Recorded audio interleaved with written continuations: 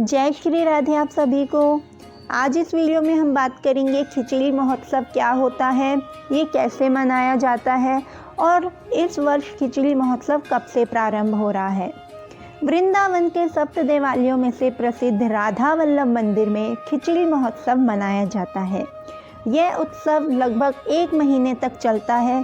ठाकुर जी के मंगला आरती से पूर्व उन्हें 1 महीने तक रोज अलग अलग प्रकार की खिचड़ी का भोग लगाया जाता है।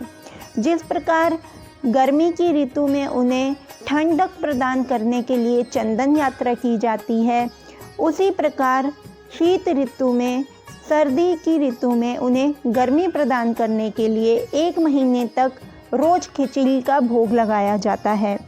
इस दिव्य खिचड़ी प्रसाद में काजू, बादाम, अखरोट, पिस्ता, जायफल, जावित्री, काली मिर्च और लौंग जैसे गर्म मेवाओं का प्रयोग किया जाता है।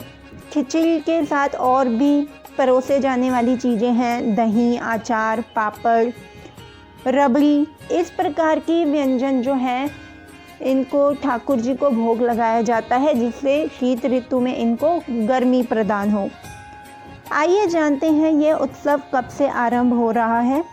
यह उत्सव पौष मास के शुक्ल पक्ष की द्वितीय तिथि अर्थात दूसरी तिथि से आरंभ होता है, जो इस वर्ष 25 दिसंबर से मनाया जाएगा। तो आप सभी लोग भी ठाकुर जी को 1 महीने तक ना सही तो कम से कम शुरुआती दिनों में, तो ठंड के दिनों में तो आप रोज़ खिचड़ी का भोग लगाइए ही। मंदिर में मंगला आरती के पूर्व लगाया जाता है, लेकिन हम लोग गृहस्थ आश्रम में हैं तो हम लोग इतनी सुबह सुबह नहीं लगा पाते, तो कोई बात नहीं, आप दिन में कभी भी लगा सकते हैं। मैं बेसिकली शाम को लगा देती हूँ, कभी कभी दिन में भी लगा देती हूँ। बांके बिहारी मंदिर में मकर संक्रांति के दिन ही विशेष खिचड़ी का भोग लगाया जाता है।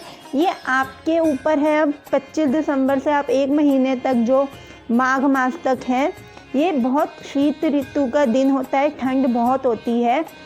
इस प्रकार ठाकुर जी को हम भोग लगाते हैं, तो वो जब हम प्रसाद सेवन करते हैं तो ये बताया जाता है कि हमें भी ये खिचड़ी का सेवन करना चाहिए ठंड से बचने के लिए।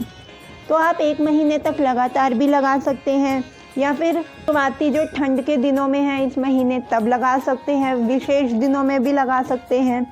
ये आपके ऊपर निर्भर करता है। इस परंपरा की शुरुआत लगभग 300 वर्ष पहले कमल नारायण महाराज जी ने की थी। इस महोत्सव में प्रतिदिन समाज गायन में ठाकुर जी के पदों का गायन भी किया जाता है। ठाकुर राधा वल्लभ मंदिर में 1 महीने तक चलने वाले इस खिचड़ी महोत्सव में ठाकुर जी हर दिन अलग अलग रूप में भक्तों को दर्शन देते हैं। उत्सव परंपरा के अनुसार ठाकुर जी किसी दिन मनिहारिन बनकर चूड़ी बेचते दर्शन देते नजर आते हैं, किसी दिन खिलौने बेचते हुए, किसी दिन सांवरिया के भेष में, तो कभी इत्र बेचने वाली बनकर भक्तों को दर्शन देते हैं। मान्यता है कि ठाकुर जी प्रियाजू को मनाने के लिए ही इस तरीके से भेष बदलते रहते हैं। तो आप सब भी इस महोत्सव का आनंद लीजिए और अपने ठाकुर जी को खिचड़ी का भोग जरूर लगाइए। जय श्री राधे।